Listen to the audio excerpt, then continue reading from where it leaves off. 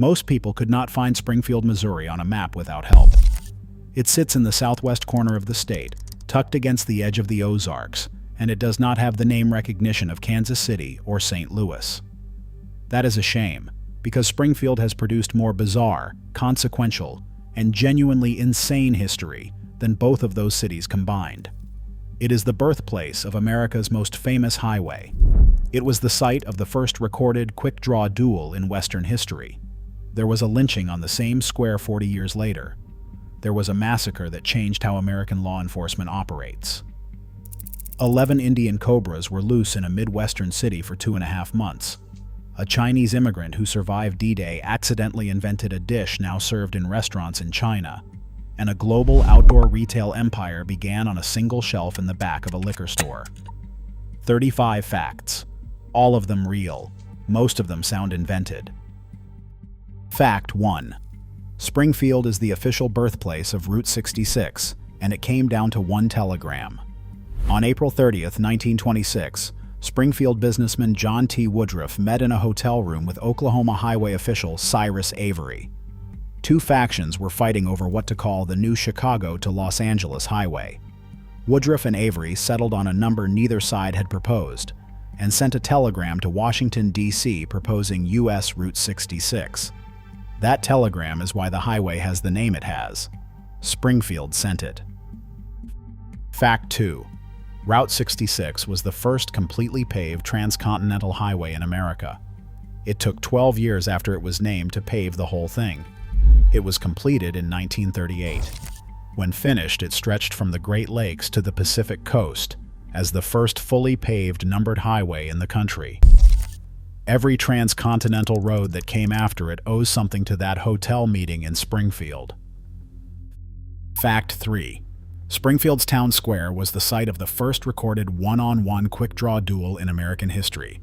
On July 21, 1865, Wild Bill Hickok and Davis Tutt squared off on what is now Park Central Square. The dispute was over a poker debt. Tutt had taken Hickok's gold pocket watch as collateral and was parading around town wearing it, which Hickok had specifically warned him not to do. They stood about 75 yards apart. Tutt drew first. Hickok steadied his aim across his opposite forearm and fired one shot. It passed through Tutt's chest. Tutt staggered to the courthouse steps and said, "Boys, I'm killed." Hickok was charged with murder, tried, and acquitted. The judge noted that parading a watch taken as gambling collateral was widely considered justifiable provocation for gunfire. Every Western movie quick-draw scene traces back to this square, this day. Fact 4. 41 years later, on April 14, 1906, the night before Easter, the same square was the site of one of the most horrific acts of racial violence in Missouri history. Springfield had a thriving black community in 1906. Estimates put the black population at 10 to 15% of the city, with black lawyers, black city council members, black school board members, and black-owned businesses that served both races. A mob of more than 1,000 people changed that in a single night. 3 black men, Horace Duncan, Fred Coker, and Will Allen, were accused of crimes. Duncan and Coker had already been released after their white employer confirmed their alibi. They were rearrested for their own protection as the mob assembled, but it did not help. The mob broke into the jail and dragged all 3 to the square, where they were hanged from Gottfried Tower, an electrical structure decorated with a replica of the Statue of Liberty. Their bodies were then set on fire. Women and children were present. People took pieces of rope and charred remains as souvenirs. The next morning, Easter Sunday, residents dressed for church came to the square to see what was left. Fact 5. The Springfield lynching effectively ended the city's black community for half a century. Between 1900 and 1910, Springfield's total population grew by 51%. The black population declined by 12% in the same period. The community that had built institutions, held political office, and operated businesses was largely driven out by terror in a single night. The black population did not return to its numbers from before 1910 until 1960, 50 years later. As a share of the total population, it has never recovered. Fact 6. On January 2, 1932, Springfield was the site of the deadliest single law enforcement shooting in 20th century American history. 10 officers set out to arrest two brothers, Harry and Jennings Young, at a family farmhouse outside Brookline, a community near Springfield. The brothers were car thieves and murder suspects. The sheriff knew the Young family personally. He attended the same church. He did not think they would actually shoot at him. When the sheriff forced open the door, he was met with a shotgun blast to the chest. His deputy took a blast to the face at the same moment. Both died on the doorstep. In the minutes that followed, 4 more officers were killed, 6 total out of 10. The survivors, out of ammunition, were forced to leave their dead and flee on foot through the woods. Fact 7. The Young brothers had been formally banned from local turkey shoots for being too accurate. They were considered to have an unfair advantage. The officers who went to that farmhouse were up against 2 men better with firearms than anyone allowed to compete publicly. Fact 8. 3 days later, in Houston, Texas, the Young brothers died. They took their own lives with guns stolen from the officers they had murdered. Fact 9. The Young Brothers Massacre remained the deadliest single law enforcement incident in American history until September 11, 2001. It held that record for 69 years. It also changed how American police departments approach armed standoffs. The concept of perimeter control, specialized response teams, and never approaching a barricaded suspect without overwhelming force all trace partly back to what happened outside Brookline in January 1932. Fact 10. In the summer of 1953, Springfield spent 2.5 months under siege by Indian cobras. Not a metaphor. The first one was killed on August 15, 1953, in a residential yard. A homeowner who could not identify it hit it with a garden hoe. Local police confirmed it was an Indian cobra, a species native to a part of the world thousands of miles away. More cobras kept appearing, 3, 5, 8, 11 in all. Police drove trucks through the streets blasting Indian snake-charming music, hoping to lure them out. The snakes respond to vibration, not sound, so this did not work. Mothers kept children indoors for weeks through a Missouri summer. Hospitals stocked anti-venom. At one point, an officer fired 5 rounds point blank at a cobra under a house and missed. He then finished the job with a garden hoe. For 35 years, nobody knew who released the cobras. Then, in 1988, the culprit came forward. A man named Carl Barnett had been 14 years old in 1953. He later said he had a deal with a pet shop owner, where he would catch ordinary snakes and trade them for tropical fish. One of his prized fish died the night he brought it home. He went back to complain, and the owner told him to get lost. Barnett went around back, found a crate of snakes he assumed were the harmless ones he had been trading, and released them as revenge. He had no idea they were cobras until the story hit national news. He spent the next 35 years, as he later put it, wilting every time someone mentioned cobras. He finally confessed to a friend, who convinced him the city deserved to know. He told the Springfield News Leader in 1988 that he was the one that done it. Fact 12. Springfield added a cobra to its official city seal after the incident, not in horror, in pride. A preserved cobra from the 1953 scare sits in a jar at Drury University. A local brewery named a beer after it. Life magazine covered the original incident. A 14-year-old's petty revenge for a dead fish became international news and a permanent part of a city's identity. Fact 13. The man who invented Springfield-style Cashew Chicken survived D-Day. David Leong was born in Guangdong Province in China in 1920. He immigrated to the United States in 1940, became a naturalized citizen, was drafted after Pearl Harbor, and served as an Army cook. He landed at Omaha Beach in the Fourth Wave on June 6, 1944. He came home from the war, worked his way to Springfield, and opened Leong's Tea House in 1963. That is where he invented the dish. Fact 14. Springfield's Cashew Chicken was specifically engineered to win over an Ozarks crowd that did not know what Chinese food was. At first, locals came in asking whether the menu included cats and dogs. Fried chicken was the dominant comfort food in the region, so Leong combined his Cantonese cooking instincts with that familiarity. He breaded and deep-fried chunks of chicken, then served them in a rich oyster and soy gravy, topped with cashews and green onions, over rice. He invited City Hall staff to try it.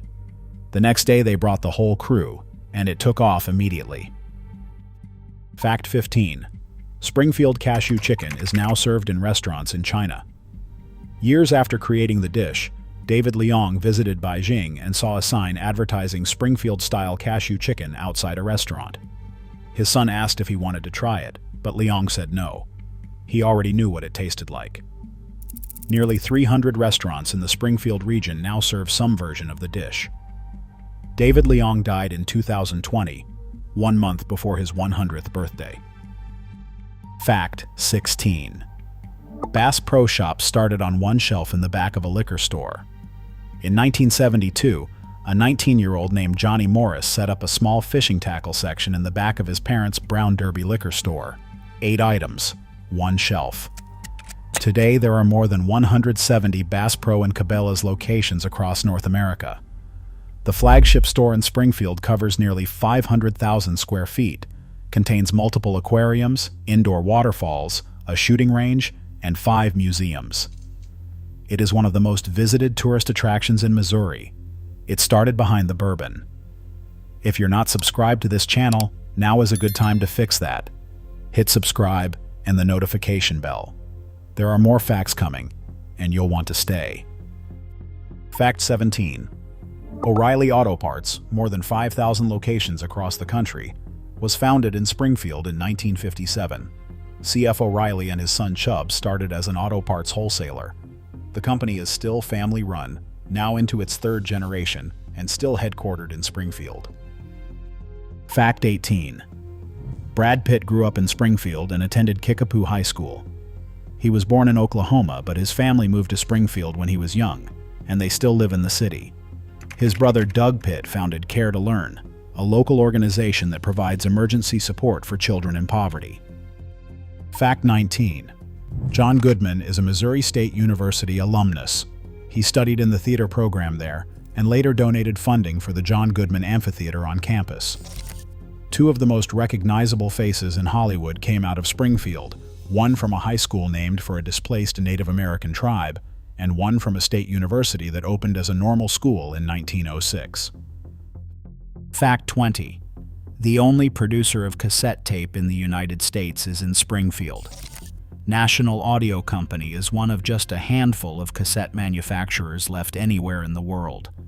If you have a cassette tape, there is a good chance it was made here. Taylor Swift has been one of their biggest customers. The vinyl and cassette revival drove demand through the roof. Fact 21st. The first national country music television show in American history was broadcast from Springfield. Ozark Jubilee premiered on ABC in January 1955 and ran until 1961.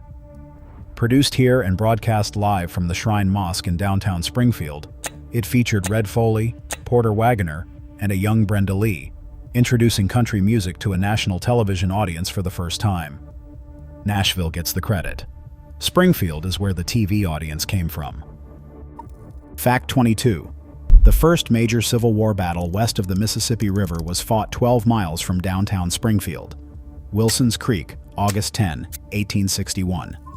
Roughly 5,400 Union troops faced 12,000 Confederate soldiers. The battle lasted 6 hours. General Nathaniel Lyon, commanding the Union forces, became the first Union general to die in combat during the entire war. He was killed at Wilson's Creek. The Confederates won, but they failed to press their advantage, and within a few years, Springfield was firmly under Union control. Fact 23.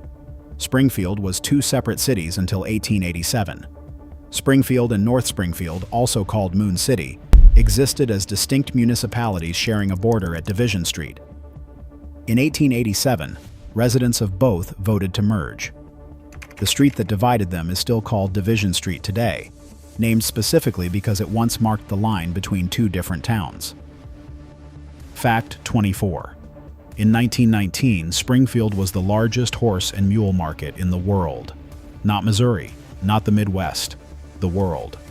At the peak of the working animal economy, when horses and mules powered American agriculture, Springfield was where you went to buy them. That fact has been almost completely erased from public memory, which tells you something about how fast the automobile transformed American life. Fact 25. The name Springfield was reportedly decided by free whiskey. According to local accounts, when residents were debating what to call the settlement in the early 1830s, a man named James Wilson, who had come from Springfield, Massachusetts, offered free drinks to anyone who would vote for the name. No one documented the decision at the time, so the whiskey story cannot be confirmed. What is certain is that there are now 31 Springfields in the United States, and the one in Missouri got its identity through contested history and possibly alcohol. Fact 26. Wilson's Creek National Battlefield is one of the most historically pristine Civil War sites in the country. Most battlefields have been developed, altered, or built over in the century and a half since the war. Wilson's Creek has retained its original landscape. It is the same terrain soldiers fought across in 1861. The 1,750-acre site is considered a near-perfect preservation of a mid-19th century Ozarks landscape. Fact 27. Laura Ingalls Wilder wrote the entire Little House on the Prairie series in a farmhouse 40 miles from Springfield. Her home in Mansfield, Missouri, is where she wrote all 9 books. She moved there in 1894 and lived there until her death in 1957. The books that shaped millions of children's understanding of 19th century frontier life were written in the Ozarks, just down the road from here, by a woman who had lived that life and chose this region to tell it. Fact 28. Pythian Castle, built in 1913 as an orphanage, later held German and Italian prisoners of war. The Knights of Pythias fraternal organization built the castle on a hill above Springfield. During World War II, the U.S. military repurposed it to house prisoners of war. Today it operates as a haunted attraction, one of the few venues in the country that can make a documented historical case for its reputation, based on actual confinement, death, and occupation within its walls. Fact 29th. Springfield is close to the mean center of the United States population. The Census Bureau calculates the center of population, the point where the country would balance if every person were equal weight. That point sits in roughly south-central Missouri. Springfield is not the exact center, but it is close enough that the city sometimes makes the claim, and it is not entirely wrong. Fact 30. The lynched men were hanged from a tower decorated with a replica of the Statue of Liberty. Gottfried Tower stood at the center of Park Central Square, a utility structure fitted with a miniature version of the Statue of Liberty. It was the same square where Wild Bill Hickok's duel had become legend. The mob chose it as the hanging site. The tower was eventually removed. There is a historical marker on the square today. Most people who walk past it do not stop to read it. Fact 31st. The Ozark Jubilee made Brenda Lee a star when she was 11 years old.